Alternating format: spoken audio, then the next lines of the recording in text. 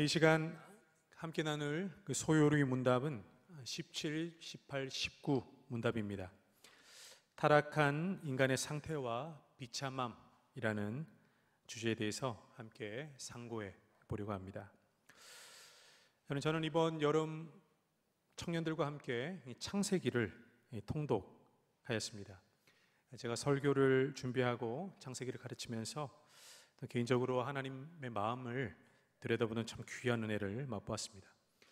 이번에 제가 창세기를 읽으면서 알게 된 한 가지는, 하나님이 이 세상을 위해서 일하지 않으셨으면 하나님이 그나마 이 세계는 벌써 참 몇 번이나 멸망하겠구나 라는 사실이었습니다. 여러분, 아담이 선악과를 따먹는 순간 이 세상에 죄가 들어와서 죄가 다스리는 이 세상은 생각보다 빨리 그리고 광범위하게 전염되고 악이 학습과 축적이 되고 제곱으로 확장되는 것을 성경의 첫 책인 창세기부터 충분히 보여줍니다. 아담이 선악과를 따먹는 순간에 그토록 좋아하면서 내 뼈 중에 뼈요 내 살 중에 살이라고 예찬하였던, 그토록 사랑했고 만족했던 아내 그 하와에게 책임을 전가하죠. 죄로 인해 그 순간 둘은 하나가 아니라 철저한 둘이 됩니다. 이렇게 죄는 관계를 파괴하죠. 그렇게 에덴에서 추방당한 처음 인간과 처음 가정에 비극이 일어납니다. 그것도 가장 아끼고 사랑해야 할 가족이 가족을 죽이는 살인사건이 일어나죠. 형 가인이 동생 아벨을 돌로 쳐 죽입니다. 이후 하나님은 아담에게 셋이라는 새로운 아들을 주시는데, 이는 가인과 그의 후손이 완전히 악에 악을 더하여서 인간이 아닌 짐승이 되어버렸기 때문입니다. 범죄한 가인의 후손 중에서 라멕이라는 인물은 아마도 성경에 등장하는 가장 악하고 저주스러운 이름 중에 하나가 아닐까 생각합니다.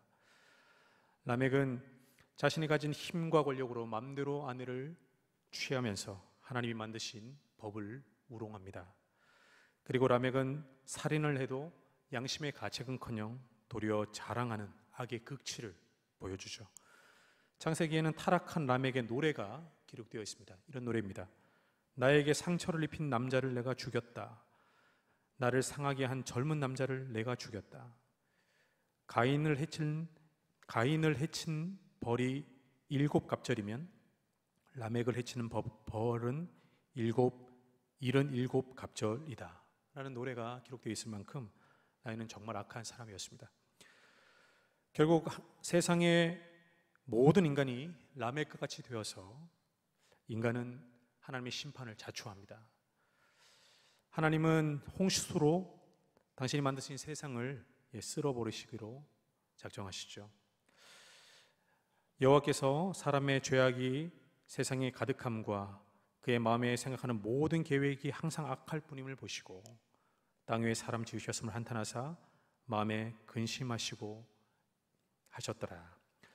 택함을 받은 노아는 의인이었고 하나님 보시기에도 흠이 없고 의롭고 흠이 없었지만 노아 역시 아담의 죄를 안고 태어난 죄인이었습니다.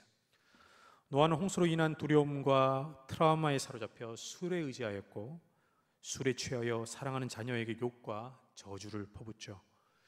이렇게 새로 시작한 노아의 후손도 시간이 지날수록 타락합니다. 급속도로 제곱을 더하며 타락하죠. 사람들은 하나님과의 언약과 말씀을 잃어버린 채 끊임없이 추락하여 마침내 바벨 탑을 쌓고 하나님을 대적하는 데까지 이릅니다.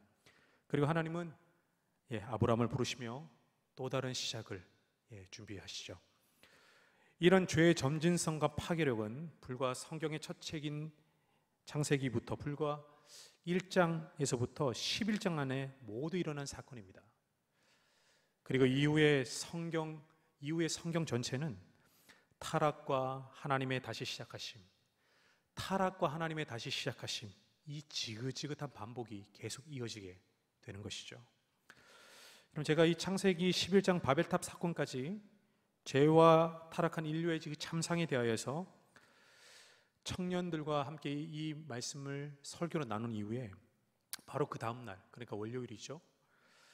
그 월요일 새벽에 저는 이 말씀과 관련된 독특한 사건 하나를 경험하게 되었습니다. 여러분, 우리 집 둘째 아들이 초등학교 5학년인데요. 둘째 아들 녀석이 잠을 자다가 코피가 났다면서 뛰쳐나왔습니다. 우리 집에 이 둘째는 종종 코피를 흘리기 때문에 코피 흘리는 게 그리 대단한 일은 아니에요.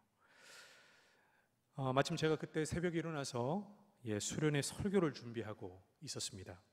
근데 얘가 그 화장실에 들어갔는데 수돗물 소리가 나고 코 푸는 소리가 나는데 그 애가 나오질 않는 거예요. 한참이 지나도 안 나오는 겁니다.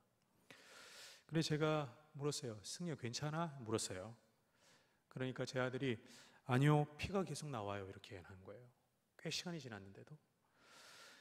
제가 보니 피가 코를 타고 입술을 타고 줄줄 흐르는 거예요.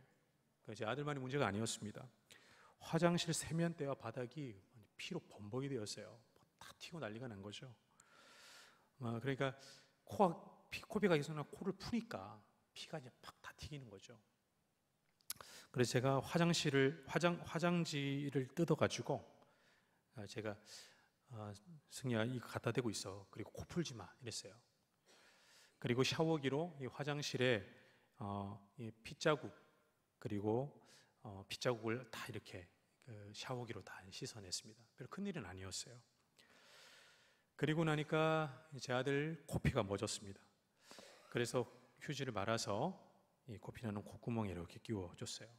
그리고 누워있지 말고 책 보고 있어. 제가 이렇게 얘기했습니다. 그렇게 제 둘째 아들 코피 사건은 일단락이 되었어요. 저는 우리 집 이 코피 사건을 통해서 제가 성경과 이 바벨탑 사건에 대해서 새롭게 이해하게 되었습니다. 성경의 첫 책 창세기로부터 요한계시록까지 지독스럽게 반복되는 이 세상의 실패와 그럼에도 불구하고 하나님이 늘 다시 시작하심에 대하여서 제가 새롭게 깨닫게 되었어요. 여러분, 세상은 제 아들과 마찬가지로 코피가 감당이 안 되는 것입니다. 계속 물로 씻고 코를 풀고 제 아들은 울지 않았지만 울고 불고 소리를 치고 물구나무를 쓰고 돈을 벌고 그래도 결국 바벨탑을 쌓으면서 하나님을 대적할 수밖에 없는 것이죠. 세상은 답을 모르기 때문입니다. 방법이 틀렸기 때문이죠. 여러분, 만약 제 아들 녀석이 저의 개입이 없이 저의 도움이 없이 하던 일을 계속했으면 어떤 일이 일어났을까요? 극단적으로 생각해서 제 아들은 아마 피가 멈추지 않고 계속 쏟아부으면서 빈혈이 일어났을지도 모르겠습니다.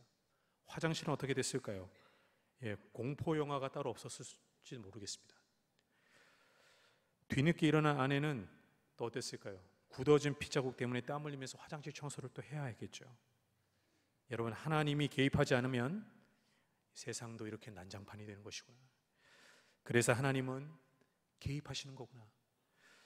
더 돌이킬 수 없고 더 힘들지 않도록 하나님은 정말 정확한 타이밍에 개입하시는 거구나. 그냥 휴지로 코를 막고 샤워기로 핏자국을 지우면 될 것을 하나님은 아시고 지혜롭게 일하고 계시는 거구나. 저는 깨닫게 되었습니다. 사랑하는 여러분, 하나님이 창조주이시라는 고백은 하나님은 답을 알고 계신다라는 고백인 줄 믿습니다.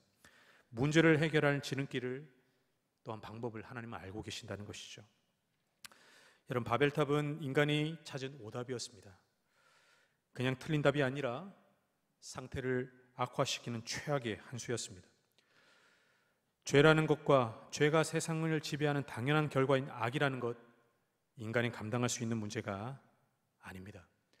마치 감기가 걸렸는데 휴지로 콧물만 닦고 열이 난다고 해서 머리에 수건만 갖다 댄다고 해서 감기가 낫지 않는 것처럼 감기 걸렸으면 약을 먹고 주사를 맞으면 간다는 것인데 이거를 모르는 것과 같습니다.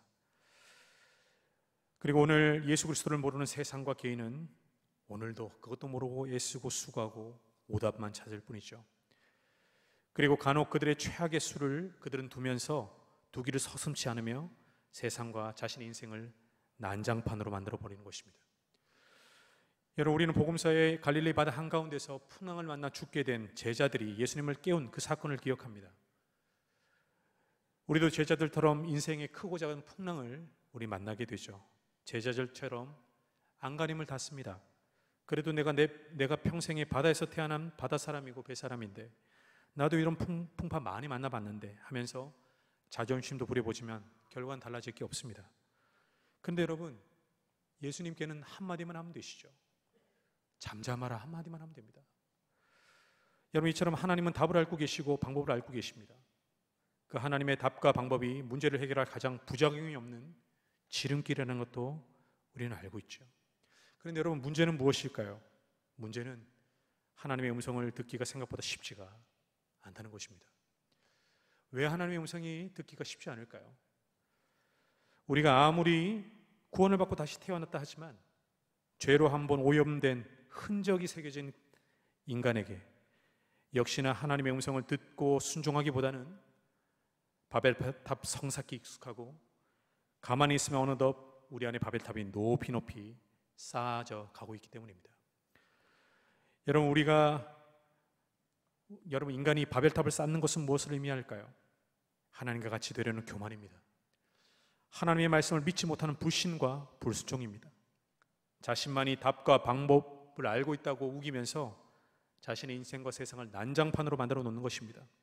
그리고 타락한 인간 본성의 당연한 결과가 바로 바벨탑입니다. 여러분, 오늘 저와 여러분이 나눌 주제도 이 인간의 죄로 인해서 난장판이 된 인생과 세상에 대한 것입니다. 또한 이 주제는 이 땅을 살다간 모든 인생과 철학자들이 그리고 구약의 선지자들이 괴로워하면서 하나님께 따지고 들었던 그런 주제이기도 하죠. 바로 왜 세상은 그리고 왜 인간은 악한가라는 주제입니다. 또 쉽게 표현하자면 왜 세상은 이 모양 이 꼴인가? 왜 나는 이 모양 이 꼴인가? 라는 주제라는 말이죠. 여러분, 죄는 기독교의 세계관과 개념이 아닙니다. 인간이 만든 언어와 철학이 아니에요. 여러분, 하나님과 하나님 나라도 보이지 않죠. 그렇지만 이 세상에 존재하듯이 죄도 보이지 않지만 현존하고 이 세상에 영향을 미치는 실체입니다. 죄는 오늘날 타락한 세상과 인간을 지배하는 보이지 않는 세계의 왕이요, 하나님의 세계를 파괴하는 강력한 힘입니다. 이 죄의 강력한 큰 무기가 바로 죽음이죠. 오늘날 이 세계는 죄가 다스리는 죽음의 그림자가 가장 길고 짙게 드리워진 세계입니다.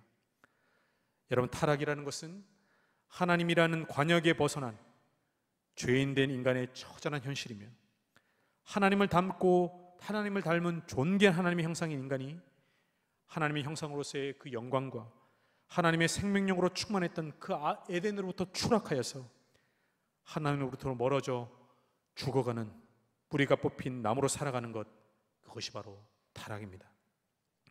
여러분, 하나님을 떠나 범죄하여 타락한 인간을 말해주는 가장 강력한 이미지가 바로 뿌리 뽑힌 나무이죠. 지금은 살아있는 듯하고 잎이 싱싱하고 푸르러 보이지만 죽어가고 있는 것입니다.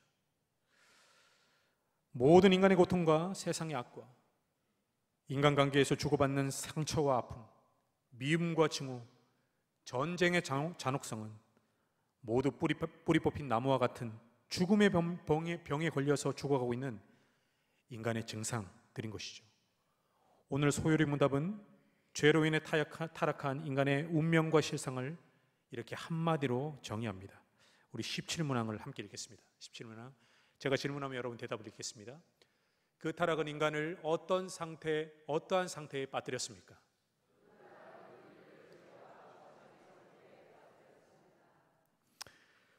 타락한 죄인된 인간의 상태와 수준은 한마디로 비참함입니다. 이어지는 18문항과 19문답은 인간이 처한 이 비참함에 대한 좀 더 구체적인 설명입니다. 먼저 19문답은 표면적으로 드러난 죄의 열매와 결과에 대한 것이라면 18문답은 그 죄의 뿌리와 같은 원죄를 말하는 것입니다. 여러분, 먼저 우리 19문항을 함께 읽겠습니다. 19문항을 먼저 읽겠습니다. 사람이 타락하여 빠져들어간 상태의 비참은 무엇입니까?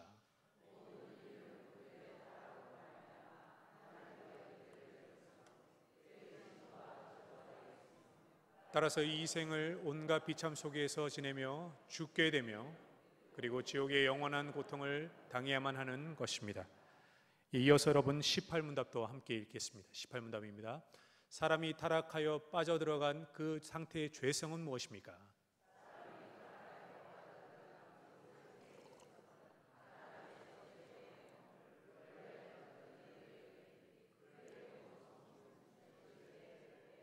곧 일반적으로 원죄라고 부르는 것과 또 그것으로부터 나오는 모든 실제적 범죄 등입니다.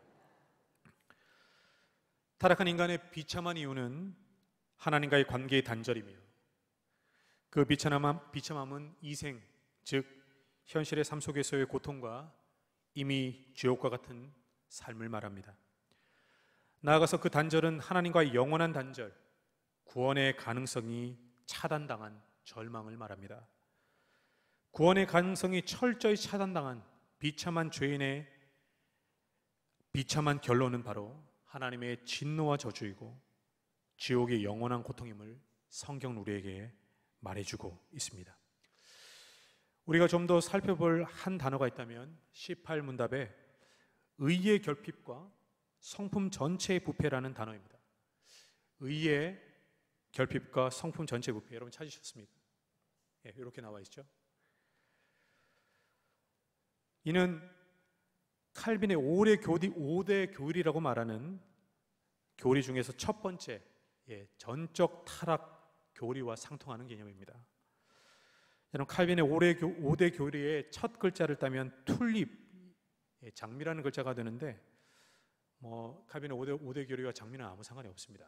그냥 철자가 튤립이 된다는 거죠.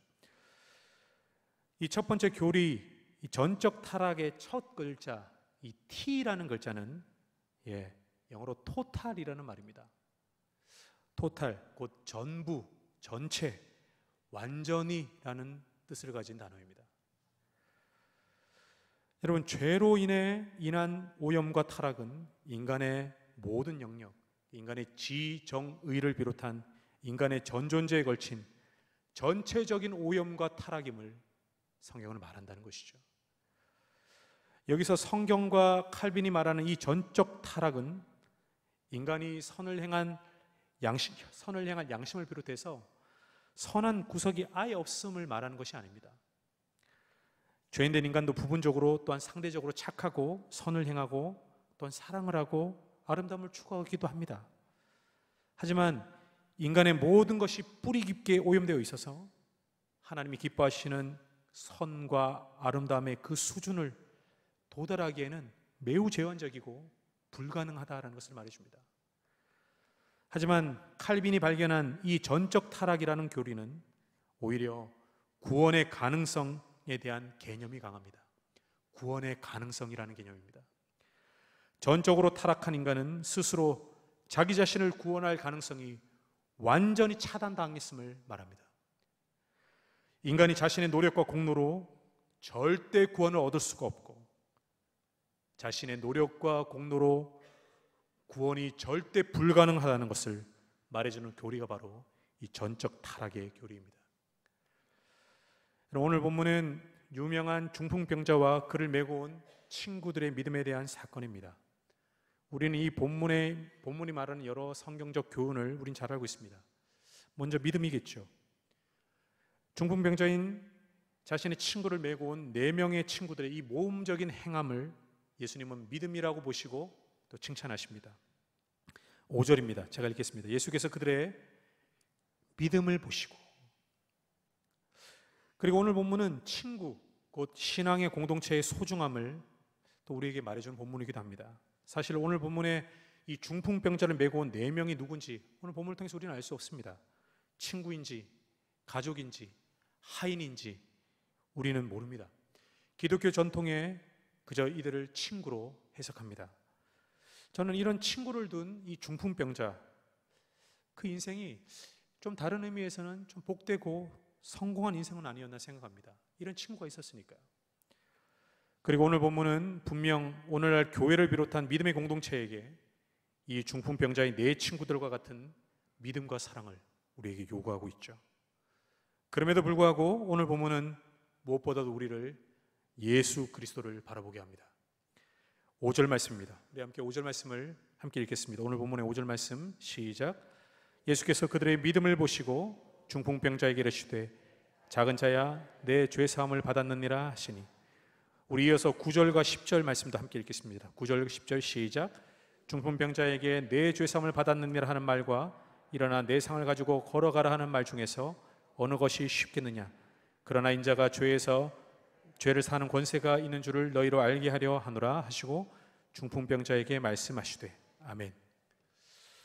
오늘 본문은 예수님이 누구인지를 우리에게 말씀합니다.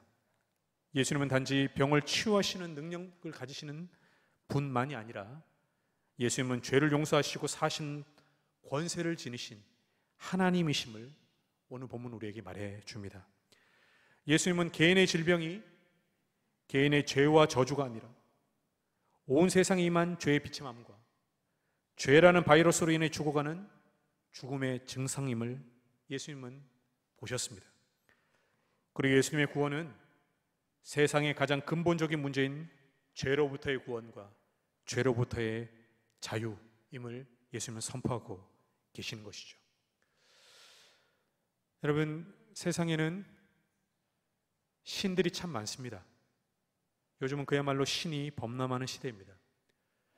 같은 인간이고 지금은 기량도 많이 떨어진 어떤 축구 선수를 축구의 신이라고 추앙합니다.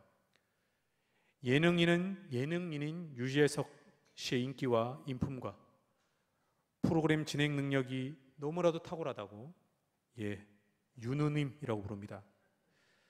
심지어 자기가 먹는 음식인 치킨도 맛있다고 친우님이라고 지켜 세웁니다. 여러분, 이런 파스칼이 말한 대로 모든 사람의 마음에 하나님이 만드신 하나의 공간, 거대한 공백이 있음에 말해주는 반증이고, 한편으로는 비교할 수 없는 경외의 대상이신 하나님을 인간 수준으로 끌어내리는 아담으로부터 반복되는 인간의 교만이고 사탄의 교묘한 작품이라고 볼 수 있습니다. 또한 오늘날은 거짓과 가짜가 범람하는 시대이고 거짓과 가짜가 더 진짜 같은 시대이죠. 우리가 하나님의 말씀과 성령으로 깨어있지 않으면 사탄은 언제 우리의 눈을 멀게 해서 먹음직스럽게, 보암직스럽게, 탐스럽게 선악과를 따먹고 타락하게 만들지 모릅니다. 우리는 깨어있어야 합니다. 그러나 여러분, 가짜가 많다는 것은 그것이 명품이고 또한 귀하고 가치 있음에 대한 반증이기도 하죠. 그래서 사랑도 가짜가 많습니다. 하나님도 가짜가 많습니다.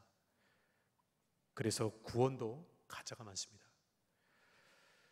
그래서 세상의 모든 종교는 다 같고 신도 이름만 다를 뿐 다 같다고 말합니다. 이름하여 종교 다원주의가 개인과 사회에 팽배하고 갈수록 상식이 되어갑니다. 여러분, 그렇지만 과연 그러할까요? 세상의 종교는 다 같고 신도 이름만 다른 뿐 다 똑같다고 말하는 그들의 말이 과연 사실일까요? 성경과 기독교의 하나님은 구원이라는 산 꼭대기에 앉아서 그 왕자의 기대에 앉아서 내가 여기 있으니 어서 올라와 보라, 그렇게 손짓만 하는 신이 아닙니다. 혹은 누가 제일 먼저 올라오는지 경쟁시키시는 그런 신도 아니죠. 하나님은 또한 뒤처지거나 발을 헛디뎌서 떨어지는 인간의 절망과 좌절을 보면서 배꼽 잡고 웃는 그런 잔인한 하나님도 아닙니다. 반대로 그 위에 올라올 방법과 비결을 가르쳐 주시는 자상하고 친절한 신도 아니에요. 어떻게 올라오면 잘 올라올 수 있는지, 어떻게 올라오면 쉽게 올라올 수 있는지 그걸 가르쳐주는 신도 아니더라는 겁니다. 여러분, 성경이 우리에게 보여주시는 하나님은 어떤 신인가요? 성경을 통해서 친히 자신을 계시하신 하나님은 어떤 하나님인가요? 도저히 산을 오를 수 없는 두 다리가 완전히 망가진, 아니 산을 오를 엄두도 내지 못하는 두 다리가 절단된 불구인 우리 인류와 우리 인간을, 우리를 위해서 친히 그 구원의 산을 내려와서 우리를 등에 업고 대신 그 구원의 산을 오르시는 하나님 아버지심을 믿습니다. 예수 그리스도가 오르셨던 그 갈보리 골고다 언덕은 바로 전적 타락한, 구원의 가능성을 완전히 상실한 영적인 안진뱅이이고 중풍병자인 우리를 위해 오르셨던 그 구원의 산이었음을 우리는 믿습니다. 그래서 요한복음에 예수님은 우리를 향해서 이렇게 말씀하십니다. 사람이 친구를 위해 자기 목숨을 버리면 이보다 더 큰 사랑은 없나니 너희는 내가 명하는 대로 행하면 곧 나의 친구라. 여러분, 예수님이 바로 진정한 중풍병자의 친구로 우리 가운데 오신 구원자이심을 우리는 믿습니다. 사랑하는 여러분, 예수님은 타락하여 비참에 처한 죄인된 인간을 위해 구원하시기 위해서 이 땅에 오셨고 십자가를 지셨고 부활하셨습니다. 예수님 우리를 죄에서 구원하기 위하여서 오셨고 죽으셨고 부활하셨습니다. 죄인된 우리는 본래 구원의 산을 스스로 오를 수 없는 안진뱅이와 중풍병자였습니다. 예수님 우리를 등에 업고 그 구원의 산을 오르신 우리의 친구가 되셨습니다. 우리를 죄에서 자유케 할 그 길은 오직 예수 그리스도밖에 없습니다. 우리는 이미 죄에서 자유한 그리스도인이요 하나님의 자녀입니다. 우리에겐 다른 삶, 다른 길을 걸어갈 자유와 기회가 주어졌습니다. 여러분, 그러니 어리석고 망령되게 다시 죄를 지으면서 죄의 노예가 되어 스스로 멸망하지 마십시오. 육체의 소욕을 따르지 말고 성령을 쫓아 행하고 성령으로 충만하십시오. 우리는 죄와 악으로 타락한 세상 속에서도 다른 삶과 다른 길을 살아갈 수 있는 자들입니다. 곧 죽음과 지옥이 아니라 영원한 생명의 길을 걸어가며 이미 영원한 하나님 나라를 이 땅에서 살아갈 하나님의 백성과 자녀임을 믿습니다. 기도하겠습니다.